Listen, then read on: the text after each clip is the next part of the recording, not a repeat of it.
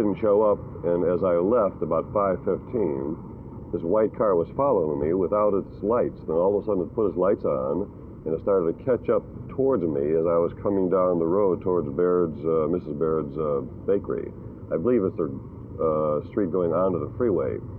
And then as I had seen the gun, I didn't know what kind it was, obviously, and there were at least 2 men to 3 men in the white car. And I slammed the brakes on and dove out of the car as a Marine Corps for quite some time. And I've been shot at many times for one reason or another. And plus the fact that I got in this wire. And the wire, it says, "I warned you to stay away from my daughter." Now, for the last 3 months, somebody's been calling me in my Hollywood office, purporting to be a friend of Frank Sinatra, and telling me to lay off his daughter. I haven't seen her for like 2 or 3 months, so I really don't know what he was talking about.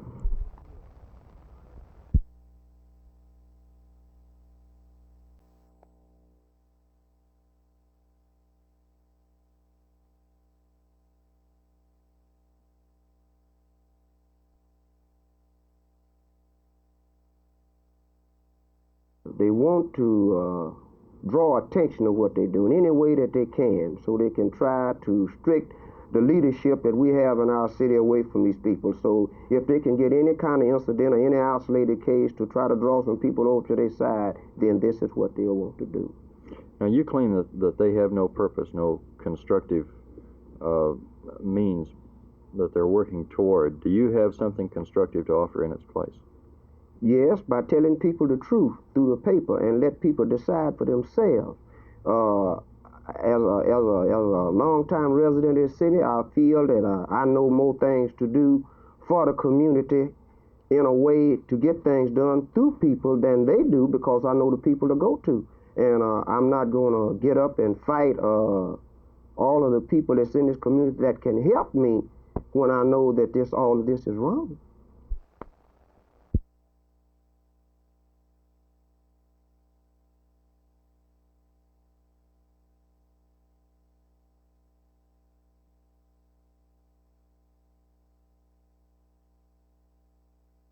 No, it isn't. We have our attorney. We've employed an attorney now, and he's going to take over for us. He's handling the rest of it.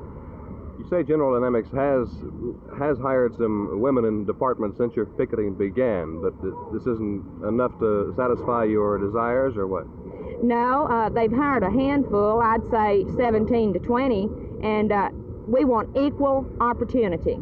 There's lots and lots of men in modification all over the plant, in fact, that we're qualified to have their jobs. They've come off the streets. They've never had any training. GD spent money on us, training us. We do have experience. We are qualified for the jobs, and we want our jobs back, the ones we deserve.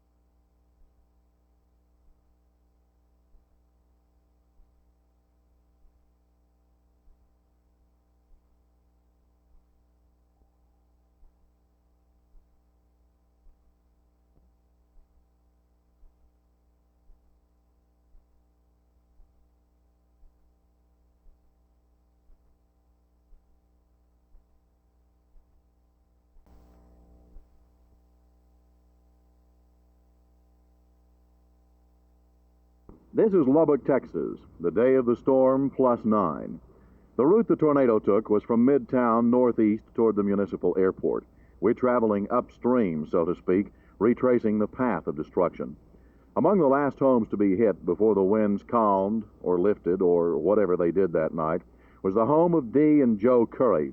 As the sun came up the morning of May 12th, I sat with the Currys in their roofless living room and talked with them about the rebuilding job which lay ahead.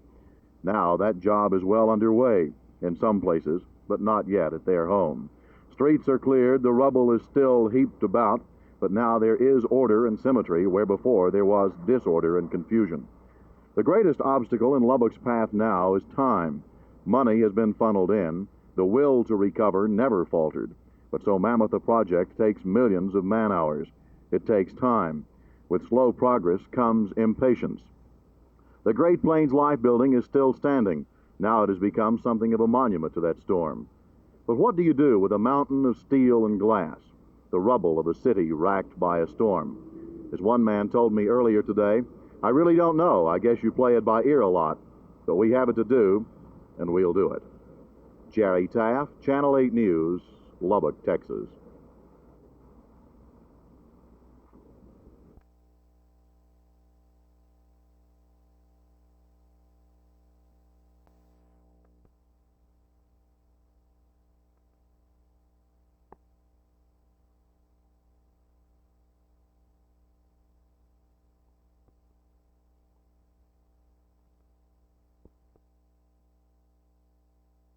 The problem is that the people of Texas are paying rates now that are exorbitant for insurance coverage.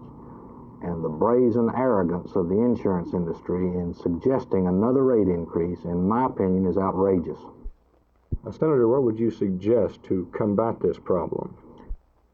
I have already wired the State Board of Insurance demanding that an open public hearing be held here in Dallas so that the policyholders, people like you and I who have to pay these increased rates, will have an opportunity to be heard. I've also suggested to the board that they follow the recommendation of the Governor's Committee last summer, which recommended that investment income be included in the rate-making formula. This would result in reducing rates by 20%. If necessary, if it becomes necessary, I will favor the governor calling a special session of the legislature so that we in the legislature can give the people of Texas some protection. If the insurance board does not do its duty, if the Board of Insurance continues to be a lapdog for the industry instead of a watchdog for the public, then I will recommend a special session to the governor.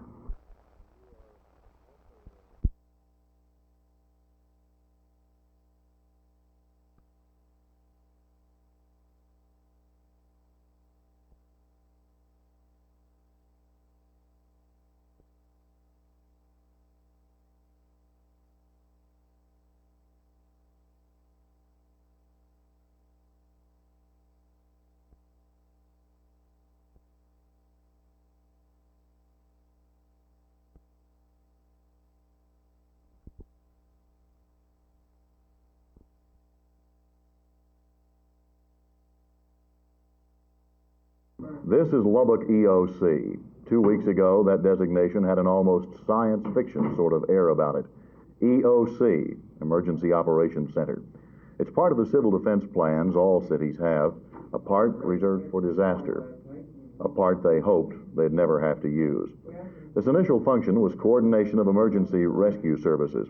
Then came the gargantuan task of caring for the people who had survived but whose homes had not. Now, EOC is the focal point for the continuing program of rehabilitation. J.T. Alley is chief of Lubbock Police. Chief, what is the situation in Lubbock today? Well, of course, at the present time, as far as the police department is concerned, we are manning a perimeter around the most severely but damaged areas and trying to protect the workmen, clearing the streets, and the linemen putting back up new lines and things like this, and also to prevent looting. And they have done a fantastic job of getting the streets open and cleared to where we could use them for our traffic. Have you had any real problem with looting and that sort of thing? No, we have had some looting, and the first night I think some of the people followed this storm through town because we got our first looting call probably 10 minutes after this thing hit downtown. And since then we've had patrols out, and we did close off the area, and it's pretty well slowed down. We've had some burglaries probably as a result of it because we've had so many men tied up in this area, but all in all, it's gone real well. We're going real fast. The morning after the storm, I stood here in the EOC in Lubbock City Hall And I listened to a proud and resourceful city just hours after a storm blew through, already saying thank you for the help it was receiving. They didn't demand help. They didn't even plead for help, but they did appreciate that they got. Jerry Taft, Channel 8 News, Lubbock.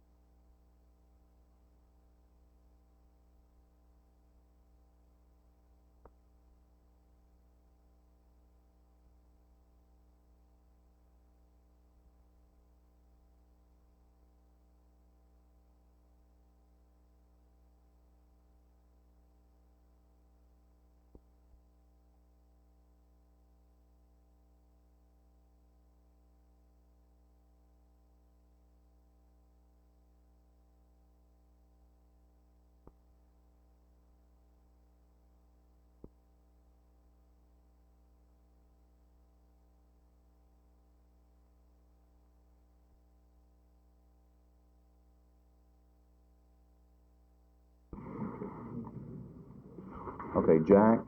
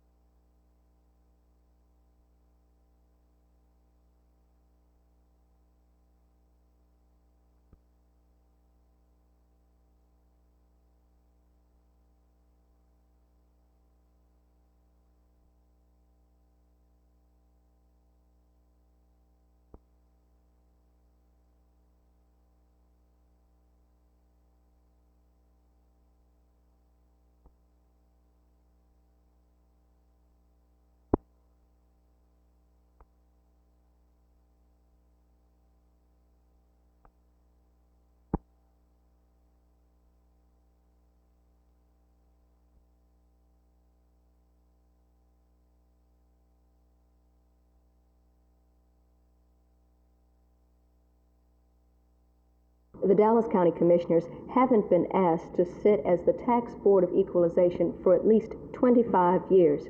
But currently, 75-plus people are here asking the Commissioners to adjust their tax property evaluation. Some officials here at the courthouse point out that the aroused concern is due in part to the national economic plight. Others point out that the City of Dallas has also raised taxes at just about the same time. Many of the people here are businessmen with substantial holdings. Some are retired older people with fixed limited incomes, and many are just ordinary citizens with modest homes. One of these is Henry Phillipsborn. all I can do is come down here and voice my protest. The other reaction in the future would be probably that in any future bond issues, regardless of the needs, you're going to say no at the polls. Do you think this is typical of not only you, but many other, particularly many retired people who don't have regular jobs? I think somewhere along the line, people will realize that that's the only way they have to tell officials that before you put a bond issue in front of the voters, you better think twice, because anything we're doing is going to bring increased taxes. So somewhere along the line, we have to put a stop to it. The commissioners are concerned about the citizens' plight, but the county itself faces a tax problem with too many demands on too little money. What they'll be able to do about the individual citizens' plight is a good question. This is Teal Salon reporting from the Dallas County Records Building.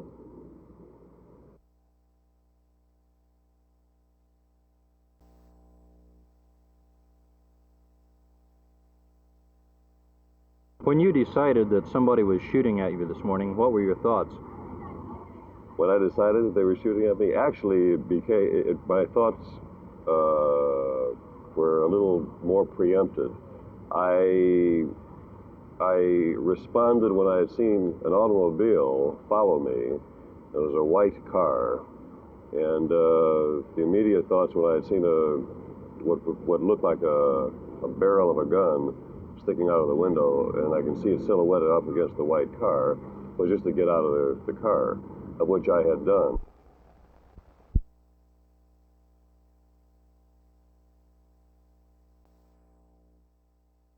The committee could recommend, as it did last year when the governor appointed a blue ribbon committee, could recommend to the board what needs to be done to hold down these outrageous increases.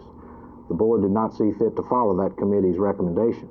I would hope that this time, if the governor appoints a committee, that the board would follow the recommendations of the committee and would protect the public interest. If the board does nothing, then the only answer insofar as Texas is concerned then is legislation. That's right. If the board refuses to follow its statutory duty to protect the public, then we in the legislature must act to protect the public, and it's at that point that I would favor a special session.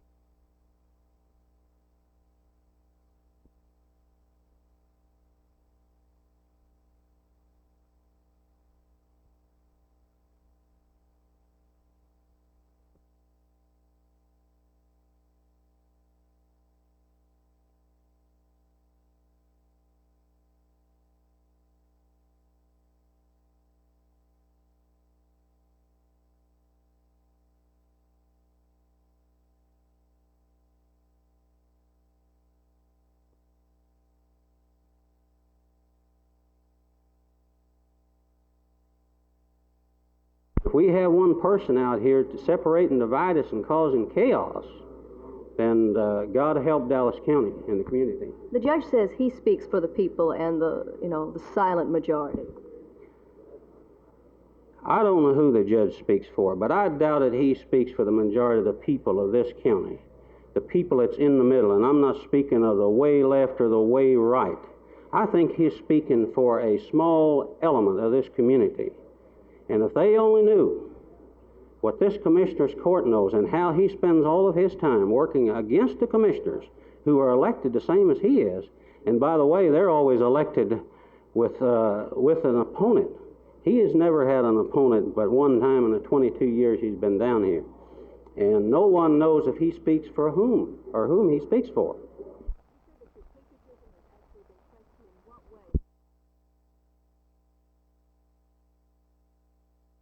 The Dallas County Commissioners Court hasn't been asked to sit as the Tax Board of Equalization for at least 25 years. Currently, some 75-plus citizens are here asking the Dallas County Commissioners to adjust their tax property evaluation. Some of the officials here at the courthouse point out that some of the concern has been aroused by the national economic plight. Other people also say that the city of Dallas raising of taxes at the same time has had its effect. Some of the people here are big businessmen, many are ordinary citizens, and many are older retired people with a fixed limited income. Some of these people say that if their taxes aren't lowered, they'll be forced to sell their property to pay their taxes. The commissioners are listening with a kindly ear, but what they can do about it is the question. This is Teal Salon reporting.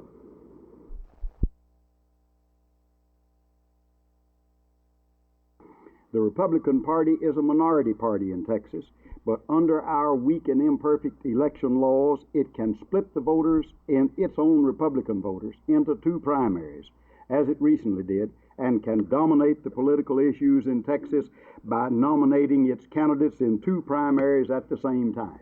And we had an example of that in the 2nd of May. 40 states in the Union require a voter to designate his party when he registers and then go to conventions and vote in the primaries only in the party of his choice. 40 states. He has to say whether he's a Democrat or Republican or Independent or American Party or whatever party. Anyone in any of these states can shift their affiliation in the general election and vote for whom they think will best serve the country. But as long as they're in party operations, they've got to be a member of that party. And the 40 states do not permit a Democrat or a Republican to roam around over into the primaries or the conventions of the other party and debase the political processes of that other party and deny the free choice of the members of that party by participating in the primary of the other party. 10 states do permit these crossovers of voters from one primary to the other, and Texas is one of these 10 crossover permitting states.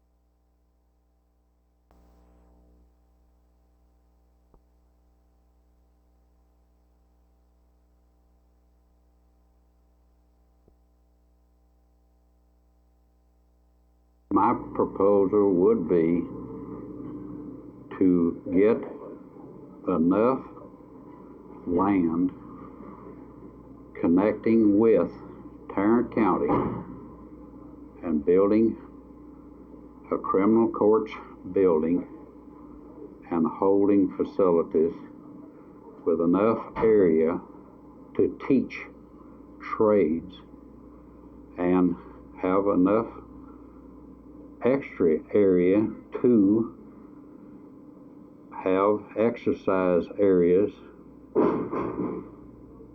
for the prisoners to take exercise. Now, how much area are we talking about from each county?